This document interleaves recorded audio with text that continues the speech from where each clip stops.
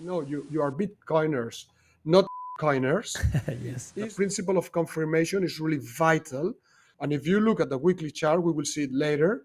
Ethereum is really going nowhere, and I would say with a downward bias. And look what happens afterwards. There are blue horizontal lines that highlight the bounce highs, and then Bitcoin broke up above this level. Sentiment is extremely important on two ends. First, your end, because your psychology can betray you, and secondly, sentiment as the collective on the daily chart. Because Maurizio, this was one of your questions. That I also want to have the larger perspective. So, what would it take to get bullish?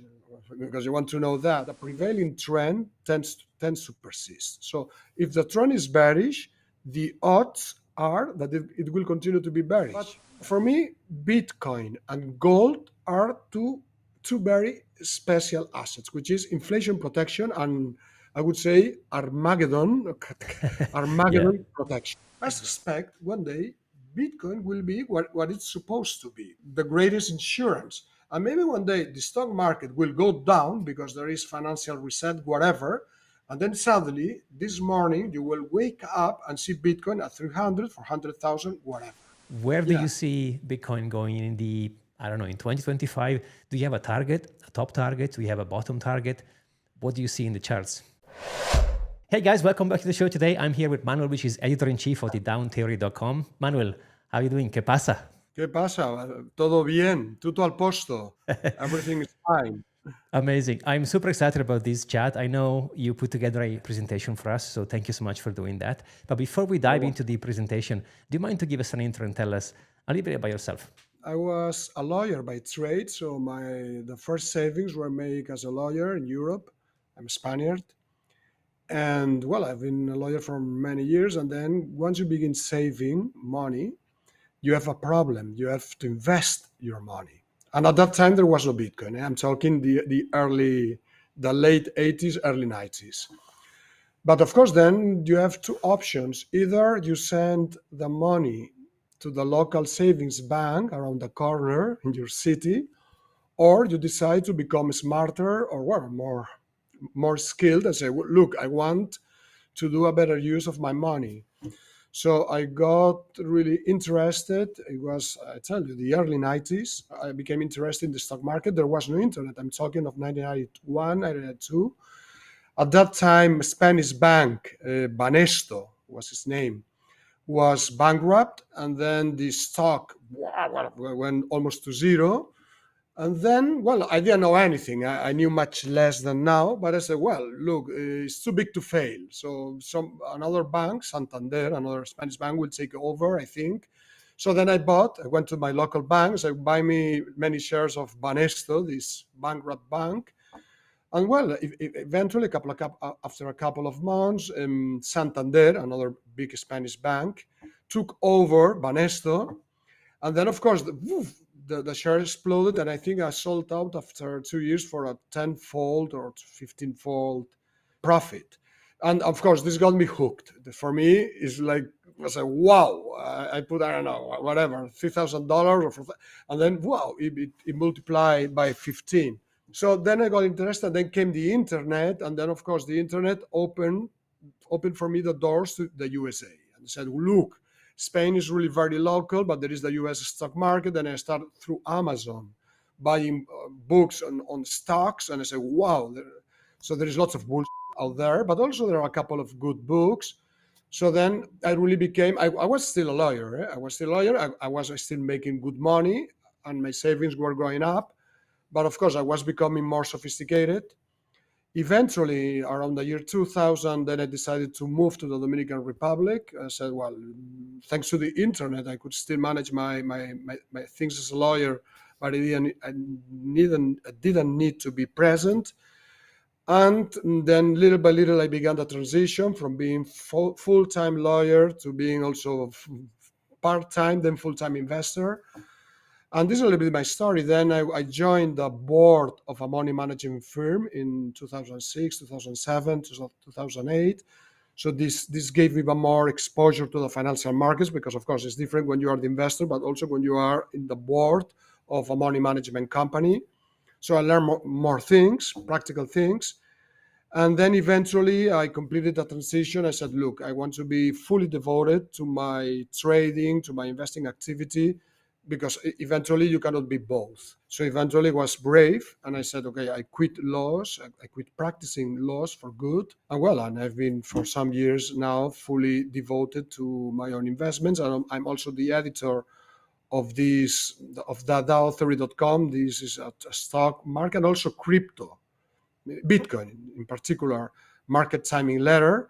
And I did that because, of course, I was managing my own money. And I said, look, I have to know when it's time to buy and when it's time to sell, because I'm a market timer. I don't believe in buy and hold. Maybe you can hold some Bitcoin and some gold, but for the rest of investments, I really believe you buy today and you sell tomorrow. I don't believe in buy and hold forever. You have a company today that is successful, and in 5 years is out of business. So then, of course, then I started to learn also how to trade long term.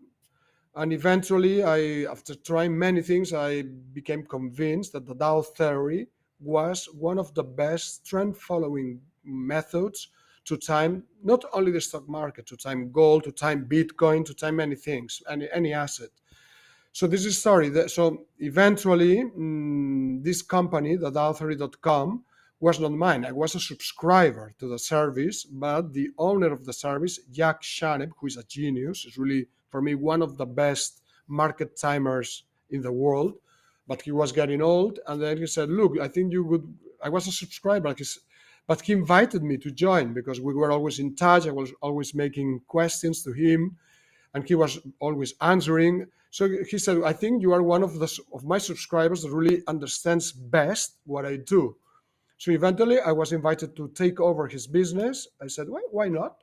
And here I am. So I took over his business, the authority.com newsletter, and also I am a full-time investor for my own money. So this is, long story short, this is my story. Amazing, impressive. Thank you for sharing your story with us. And I've seen your video with Alessio Rastani, which I follow extensively. A big fan of Alessio. I've He's been a great trying guy, to. a great market timer, really. He's a great market timer. Okay, so who's better than you to explain to us what is the Dow theory exactly? Yeah, the Dow theory is a trend following method. And since we are in a Bitcoin YouTube channel, it also serves to time Bitcoin. So don't think we are going to talk about stocks. No. But of course, the Dow theory was first developed as a stock market timing system. So it was discovered by Charles Dow 130 years ago, in the end of the 19th century. It has worked and it was applied to stocks. And of course, this is an extremely long track record of being successfully applied to the stock market. But the issue is whether we can apply the Dow theory to other markets like Bitcoin, for instance, gold, energy, oil, precious metal miners. And already in the 1920s, already 100 years ago, Hamilton, who was also the successor of Charles Dow at the Wall Street Journal, said that he believed that the Dow theory, because it's trend following, could be applied to any organized market. But he didn't put it in practice. He just said, I believe it can be done, but he didn't do it. And then, as far as I'm aware, nobody tried to apply the Dow theory to other markets. So the Dow theory has been applied for all these years to the US stock market. And then around 15 years ago, I started a blog, not my website, just a private blog. And I said, look, I'm going to do in real life what would happen if I applied the Dow theory to gold, silver, to the gold and silver miners, energy, and bonds, US bonds. And well, Hamilton was right. It works. So, and it makes sense. What is work for me? It means that you outperform buy and hold while you keep your drones short. You cut your drones. So you get more performance while you reduce your risk. One important thing about the Dow theory, and it has to do here in this YouTube channel, because I know you are Bitcoiners, not Bitcoiners Yes. is no, and this is important because with all due respect, I will have to talk about Ethereum, not because I believe in Ethereum, but because we need it for timing Bitcoin. So when you are under the Dow theory, yeah, you use the principle of confirmation. What does that mean? For instance, when you are in stocks, you take the Dow Industrials, but you also look for confirmation by the Dow Transportation. What does this mean? It means, for instance, let's imagine that the Dow Industrials is making a higher high, but the Dow Transportation does not confirm. It still remains below the last recorded high. So this means that the Dow Transportation is not confirming the Dow Industrials. So according to the Dow theory, this higher high by the Dow Industrials unconfirmed by the transportation means that we don't get, for instance, we don't get a buy signal. No, I'm sorry, it's making a higher high, but the trend is not confirmed by the other index. It's the very same thing with Bitcoin and Ethereum. Do I trade the transportation? No. What I trade is the Dow Industrials or the S&P or the Nasdaq. I don't trade the transportation because it's the laggard. Long term, it has a much weaker performance than the Dow Industrials or the S&P. But nonetheless, we need other transportation to derive confirmation. And the very same logic applies for me when I use the Dow theory and I apply it to Bitcoin. I will trade Bitcoin, but nonetheless, I will use also Ethereum. We will see later on this show, we will see later the charts. I also keep an eye on Ethereum to look for confirmation. So why does the Dow theory work? I say, okay, that's beautiful, but why does it work? And from on, I make a very strong claim. I said, look, for me, is the best trend following method. Those of you that know maybe a little bit about trend following, you know that there are moving average, breakout systems, rate of change. So there are several ways to regression. There are several ways to appraise the trend. So why I make the bold assertion that the Dow theory is the best timing system in the world, and I will tell you why. First, because it works, and when I say works, it means that you can measure outperformance and drawdown reduction because it has non-parametric nature. What do I mean by that, non-parametric? For instance, when you are using a moving average, you say, okay, for instance, it's very famous to time the stock market with a 200-day moving average. I say, look, if it's above the 200-day moving average, it is bullish. If the price is below the 200-day moving average, it's bearish. And okay, more or less, it works in the sense that it will mitigate a little bit your drawdowns, but forget about outperformance. I'm sorry, but at best, you will do the same performance as buy and hold, and with a little bit maybe of drawdown reduction, but nothing stellar, nothing exceptional. And this is why, and why? Because it's parametric. Because I said you're using a 200-day moving average, and a 200-day moving average may be good in some market conditions, but maybe is not good in another market conditions. So in the very moment you use parameters, and now it gets very very mathematical or statistical, you have a great risk of overfitting, and that the past is not going to be predictive of the future. Another example, you can have a breakout system. Breakout system is another trend following method. For instance, you say if the price breaks up above the 20 days high, then it's buy, and if it breaks down below the 20 days low, then it's a sell. Okay, but it's the same. It's a parameter. You're taking a 20 days high on the chart or a 20 days low on the chart, and sometimes it is a relevant pivot. And look at my hand. Sometimes yes, it's a relevant pivot. But sometimes the 20 days high is just a dot in the chart. It has no real value. And this is why this is the risk when we use parameters. We are not talking about the 20 days high or 200 days moving average. We use the concept of secondary reaction. I'm not going to explain it here because it's too long. And then we go to the second point in this slide. Only relevant pivots matter. What do I mean by that? Since we are not using a 10 days high or 20 days high, we isolate on the chart really relevant pivots. So the ones that are really relevant, whose breakout or breakdown will entail a signal. Furthermore, third point, to determine these relevant pivots, we use the time and extent requirements. What do I mean by that? So not every pivot you see on the chart is going to be relevant. So we require some time for this pivot to form and also some extent. For instance, according to the Dow 30, we require 3% minimum movement on the S&P 500 and one other index. And finally, we go to the principle of confirmation.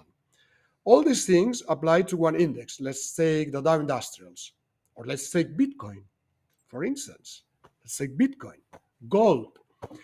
But then we want a related asset, not the same asset, but a related one to confirm. So the first 3 points, non-parametric, only relevant pivots, time and extent requirements, we want all these requirements to be fulfilled in another similar asset. For instance, when we are trading the stock market, we take the S&P and we look for the Dow Industrials or transportation. It's not exactly the same, but they tend to move in tandem. Not exactly, and this is the good thing. We need the second asset to be quite close, but not exactly the same. If we had a correlation of one, then it's worthless, because if it moves exactly, then confirmation is worthless. It will always confirm. So we need something that moves similar, but not exactly. Okay, Bitcoin is the main asset. Okay, what I explained. But what do we do with Bitcoin? Okay, this is the asset I trade because I don't believe in Ethereum. I don't believe in it. But nonetheless, Ethereum is like dancing tango. Is the couple I need to dance Bitcoin to time the market when I use the Dow 30. I repeat, the principle of confirmation is really vital. So even though, because I know many of you listeners will be thinking, look, Ethereum is going nowhere, and Ethereum has not bettered, I think, the last highs 2-3 years ago. And if you look at the weekly chart, we will see it later. Ethereum is really going nowhere, and I would say with a downward bias. So then you would say, how can you use Ethereum to time Bitcoin? Yes, because it's the same as the Dow Industrials and the Dow Transportation. If you look at a very long-term chart, you will see that the Dow Transportation, went up, but really very modestly compared to the Dow Industrials or the S&P or the Nasdaq. But nonetheless, when there is a rally, both rally. You will say, yeah, but the S&P rallies more. Yeah, but I don't need that. I just need confirmation. So when there is good health for Bitcoin, normally Ethereum also goes up. Okay, it will go up less. I don't care, but it goes up. And when Bitcoin is weak, Ethereum will be even weaker. This is normally what happens. But nonetheless, we get confirmation. So for instance, this slide, it was taken from a recent post. The principle of confirmation prevented the triggering of false signals. You may observe the top chart is Bitcoin, the bottom chart is Ethereum, and you will see the blue rectangles, which means a secondary reaction. We were already in a bearish trend. Bitcoin was on Ethereum, we're on a bearish trend, so lower lows. And then we got a secondary reaction, a bounce. So we are still in a bearish trend, but you see the blue rectangles, then we get a bounce.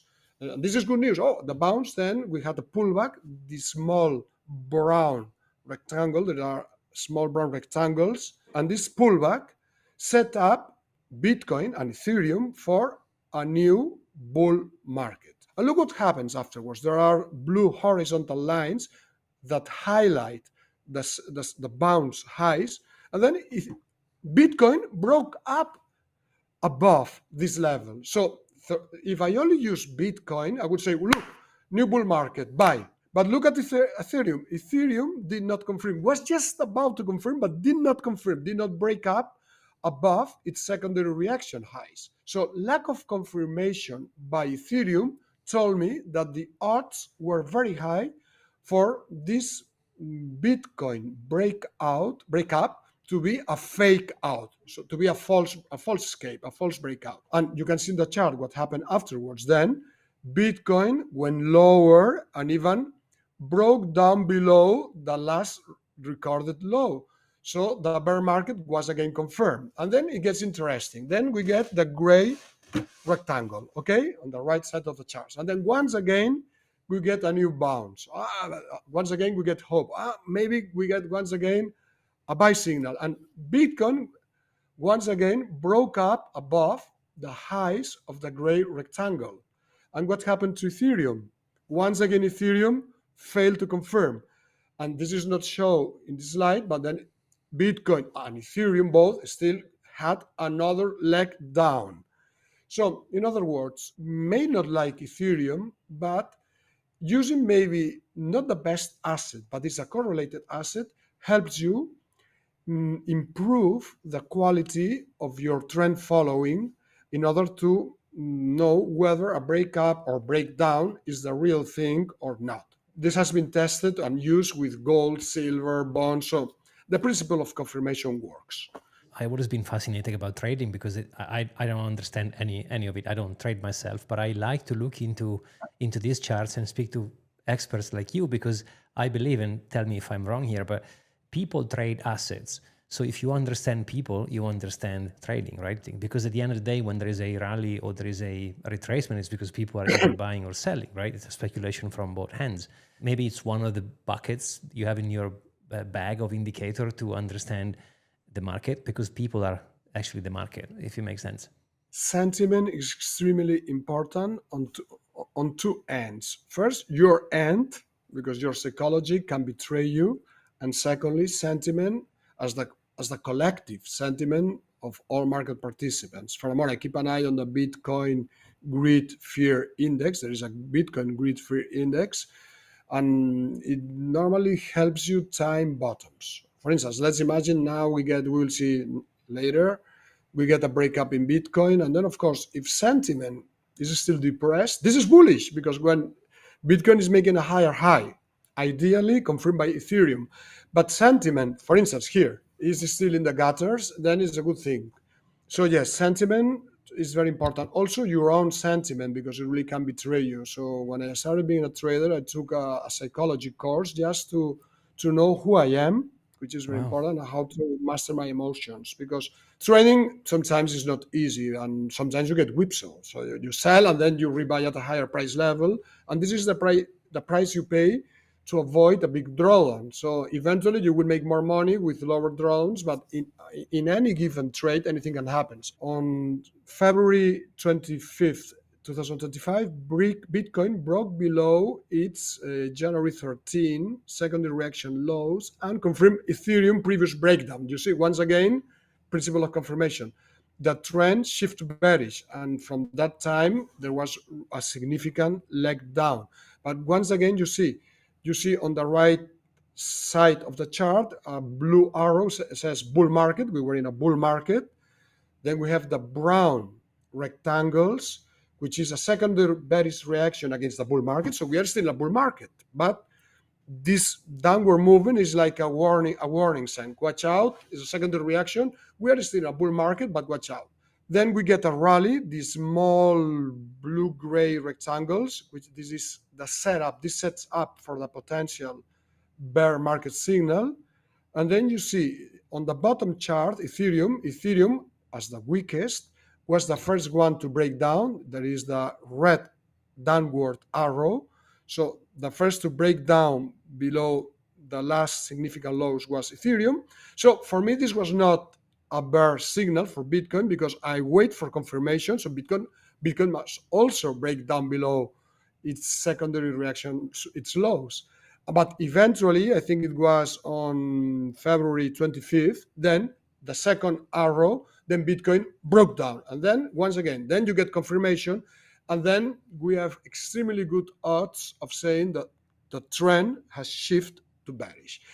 On the daily chart, because Maurizio, this was one of your questions, that I also want to have the larger perspective. So we are here focused on the daily charts, and sometimes the trend you see on the daily chart is not necessarily the trend you see on the weekly, and this is not a contradiction. So my global assessment, when I look at the weeklies, at the weekly chart, I consider the current drawdown just a reaction, but not a bear market. If you shorten your time frame and you look at the daily chart, then in this perspective, I am in a bear market. And it's not a contradiction. Both readings means that the price is going down. When you use the weekly charts, I say it's a correction against a bull market, but it's a correction. Correction means it's going down. Different time frames are indicating different sentiment. You could be bearish on a daily and bullish on a weekly, for example, right? So thank you so much for clarifying that, because someone could see a bearish trend into a bullish moment, right? So it depends on what kind of a time frame you look into it. So thank you for pointing it out. And sometimes it can be even contradictory. Let's imagine that you on the weekly charts, it's really extremely bearish, but you get a bullish signal on the daily chart. And sometimes for traders, it is a tradable opportunity. And you will say, no, but you are contradicting yourself. No, I'm not contradicting myself. But in this case, it's even easier. On the weekly charts, we will see later, the market is going down. It's a correction. I don't qualify as a bear market, but this is a serious correction. And on the daily chart, it's a bear market. But in any instance, both assessments it's going down. So there is no discussion. Well, I have a question I forgot to ask you. I wanted to ask you that from the beginning, but I forgot. Super interesting, by the way. Again, thank you so much for putting this together. I really appreciate. I like that you're using Ethereum as a confirmation. Is that because it's the second largest in the crypto? Why have you picked Ethereum? Until now, because it's the second largest, because one of the tenets of the DAO theory, it must be a market with enough liquidity. So to derive signals, valid signals, you need volume. So if it's a very thinly traded coin, Okay. then This is the irrelevant. movements can be really unpredictable. So this is one of the requirements that they say, look, this is why Hamilton 100 years ago said, any organized market. And you would say, well, there is also a market for Ripple or whatever. Yes, but we need volume. That's what I assume. That's And, why but I your said, yeah. question is great. I hate so much Ethereum, at least on the charts, that maybe one day, because a trader must be flexible. What works today maybe will not work tomorrow.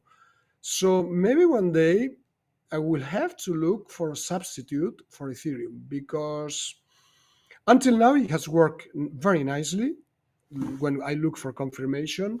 But what if Ethereum really one day starts to diverge from Bitcoin, and Bitcoin permanently goes most of the time up while Ethereum goes down to zero?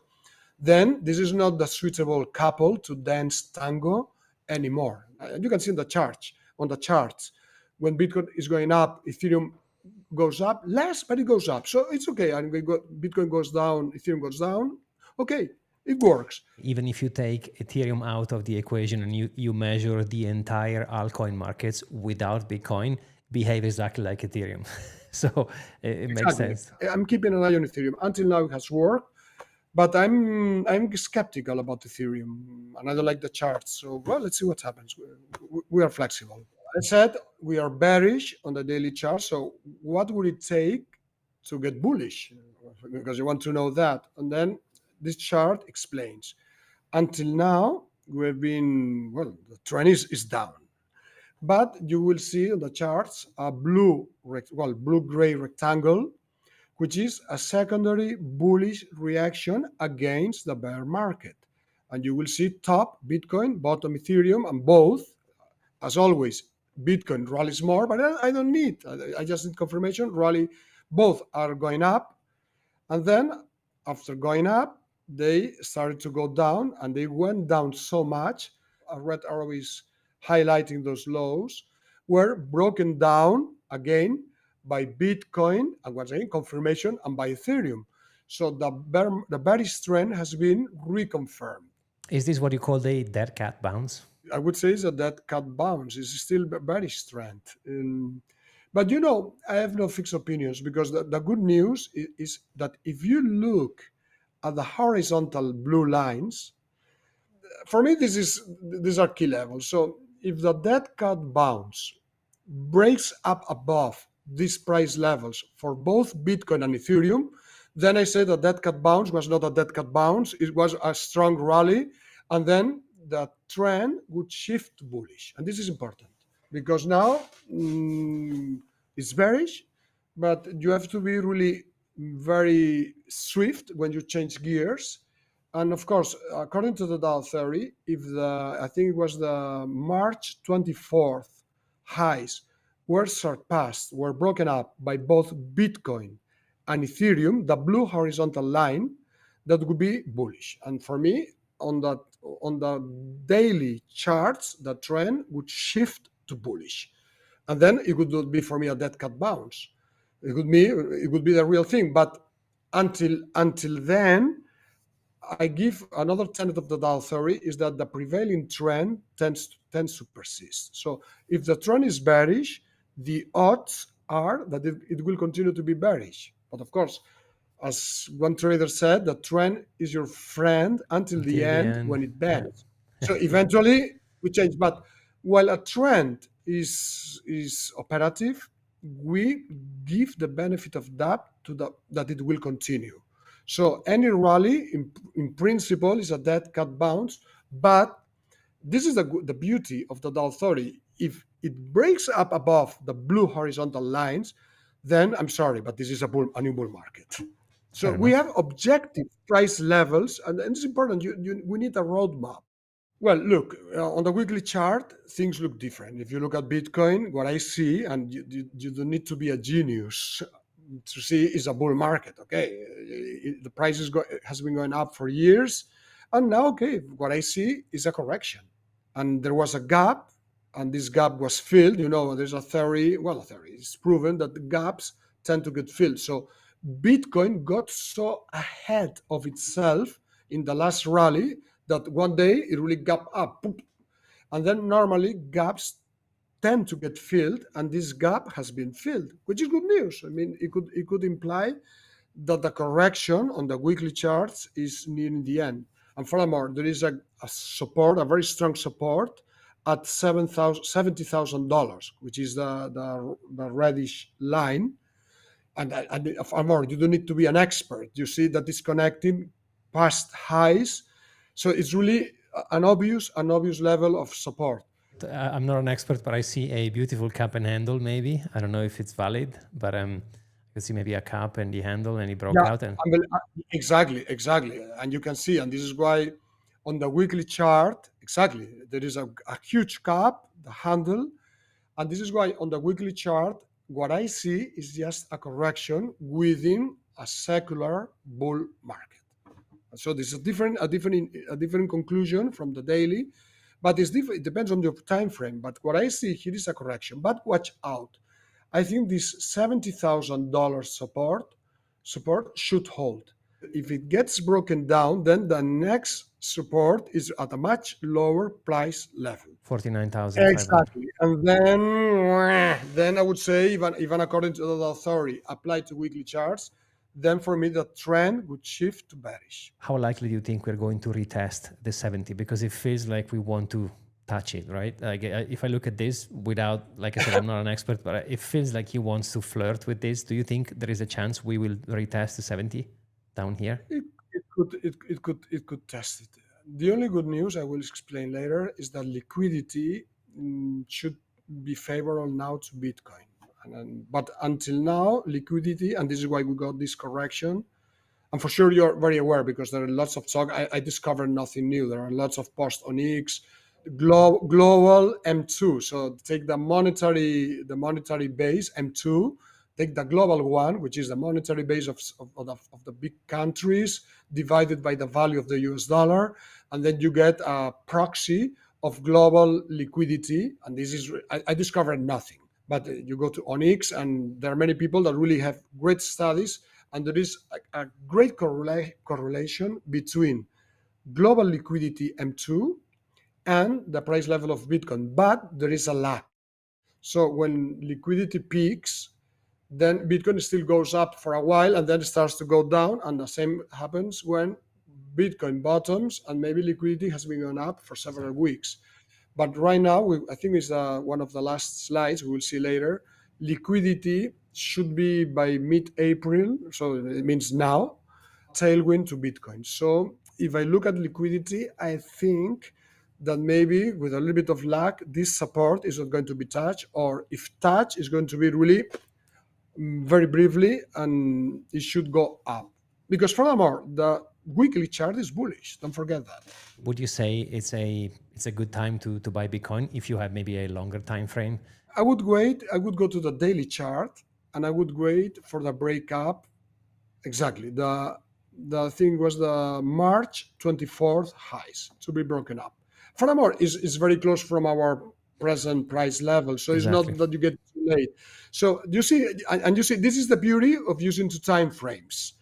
To time, you can use the daily chart because it will be more reactive, while you keep the big picture with a weekly chart. I'm a buy and hold kind of guy. So for me, the weekly, actually, sometimes the monthly, it makes a lot of sense what you're saying, right? You can have a very bullish outcome for the next 20 years, but you can speculate on a daily, on an hourly, on a 10 minutes. It's your time frame of choice. This beautiful volatility can make you a lot of money if you know what you're doing. It's like surfing waves. But I want to give you a full disclaimer. With gold and Bitcoin, I trade, but I also have a core position that is never traded. So I don't want to bullshit people. So I'm a trend follower at heart. It is my life. I trade. But for me, Bitcoin and gold are two very special assets, which is inflation protection and, I would say, Armageddon, Yeah. Armageddon protection. What happens if the dollar blows up? And if the dollar blows up, the euro will also blow up, and the remini and everything. So for me, Bitcoin and gold are two very special assets. I trade, but I always have a core position in physical gold and Bitcoin that is not traded. There is a drone. Okay, I have to live with that. But on the other hand, I also trade gold and Bitcoin. But one thing is the core position. Bitcoin and gold is an insurance that pays me money. It's the only insurance you have that the insurance company it's paying you to hold insurance, because when you have a life insurance or your car insurance, you pay to be insured. But for me, gold and Bitcoin, they are well, they're different, but to some I love both. Are the only insurance, because for me they are insurance. Is an insurance against monetary debasement, or also Armageddon. What happens if the whole financial system goes under? Things like that. For me, it's an insurance, but on the other hand, it's an insurance that is paying us to hold it. Since I have this insurance, there is a core position that it's never sold, because you don't sell your car insurance. You don't trade your car insurance. You buy the insurance, Exactly. right? You buy and hold. You Yeah. buy your car insurance and you hold. What happens if one day, and this can happen to Bitcoin and gold, more to Bitcoin. Let's imagine one day there is a monetary reset, something. The world is really in a very complicated situation. We were talking about a farm before. So what happens if one day we wake up after the weekend and they say, look, monetary debasement, whatever, and then suddenly Bitcoin pops to $300,000 or 1 million, because or whatever, because one government says, look, now Bitcoin is going to be more than this strategic reserve, so that we're going to peg the dollar to Bitcoin, whatever, anything can happen. I wouldn't like to be with my stupid charts say, no, now the trend is bearish and I wait for a breakup, because wait, there was a breakup, but the price exploded higher. This is what I was explaining before. I think that quite soon, I think by mid-April is around the corner, liquidity trends should be a tailwind for Bitcoin, because look at the chart. This is global M2 that I was referring. So it was in a very strong global M2 until a couple of months ago.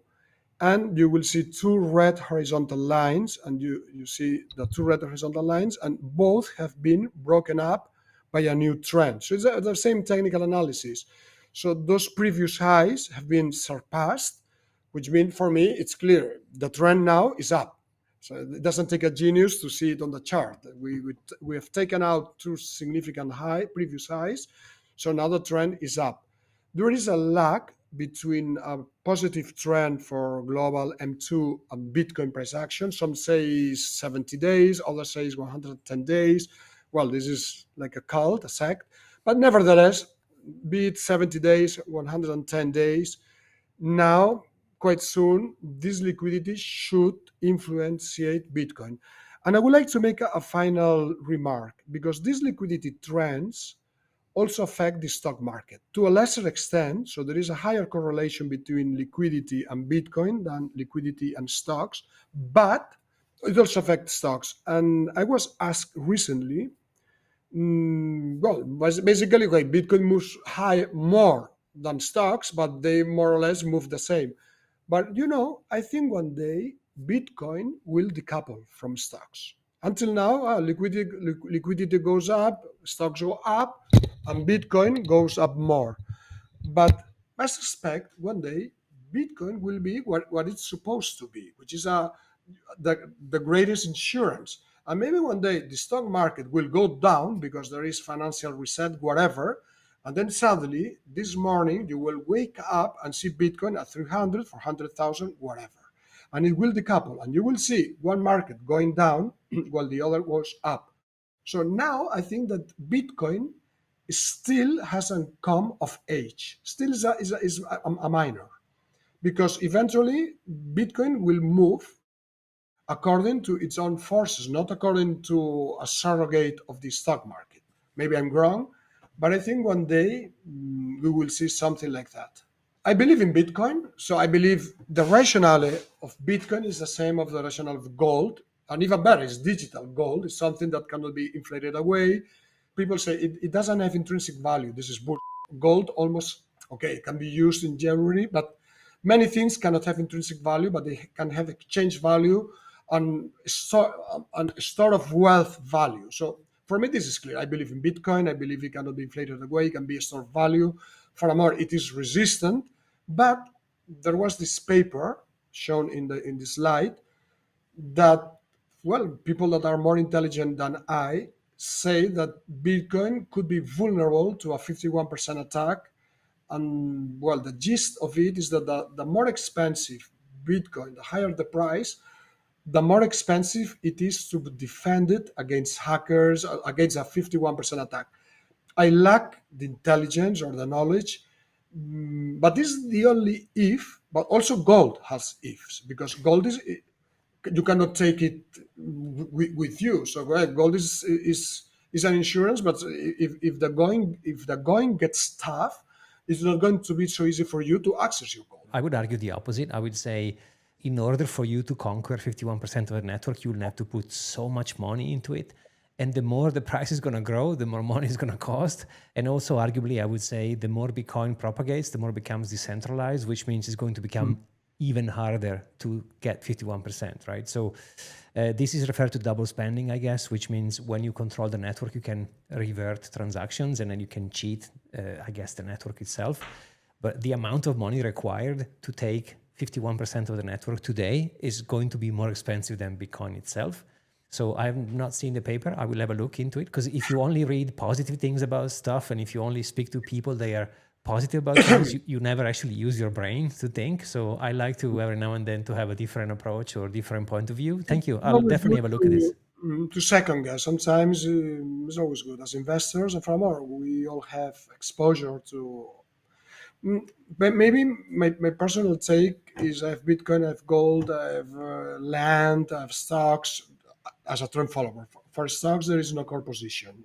Stocks is buy, sell, and okay, sometimes in Latin, carpe diem. Enjoy the day. In Italian, we say cogli l'attimo, which basically means carpe diem, translated to the T. But gracias, Manuel. Thank you. Of course, in the description, you will find Manuel details. Please make sure to follow him, because I love your content. And God, oh boy, what a masterclass you gave us today. So really appreciate you coming on the show and sharing your knowledge. Where do you see Bitcoin going in the, I don't know, in 2025? Do you have a target, a top target? Do you have a bottom target? What do you see in the charts? I will have a target once Bitcoin breaks above, I think it was the March 25 highs, and I will tell you why. I use one thing that is called the rule of seven. Unbelievable. It's a book written in the 1970s. And once you get a new bull market, you measure the first leg of this new bull market, and then you can make projections. There are 3 projections of price targets. It's unbelievable. It works. It works for me better than Fibonacci's, and it really works. I have the book. It's really an old book, but it works. But of course, I need the trend to change. So now, while the knife is, I'm a technical guy. I'm not a fundamental guy. Not because I despise fundamentals, because I'm not intelligent enough. So my toolbox is quite limited. I'm good at what I do, technical. So the only way I can give you something reliable is once our bearish trend on the daily chart has shifted bullish, and this will be if the, I think, March 25th highs are jointly broken up by Bitcoin and Ethereum. And then, of course, then I can measure the first leg of this new bull market, and then I can make projections. This is a so-called a rule of seven. If you go to my website and on the search button, you can write rule of seven, be it with figure or with letters, and you will find something, and it works. So I really don't want. If you want my gut feeling, this year, I think there are going to be lots of cross currents. So I don't know, but I really distrust my gut feeling. But I would say maybe 120. But I need to speak. But now the trend is bearish. I need to see the March 25th highs being broken up. Nice. And then from there, measure the next move. It makes sense. I mean, Exactly. Then I take the leg and then I make projections. when we break the March all-time high, we can jump into another call and you can show me the projection on the charts. That'll be awesome. Always a pleasure. We can do it. Yeah, we can do a short video. Yeah. It's been great having you on the show. Thank you so much for your time. De Really nada, appreciate it. prego. Prego. And thank you so much for watching. I will see you on the next one.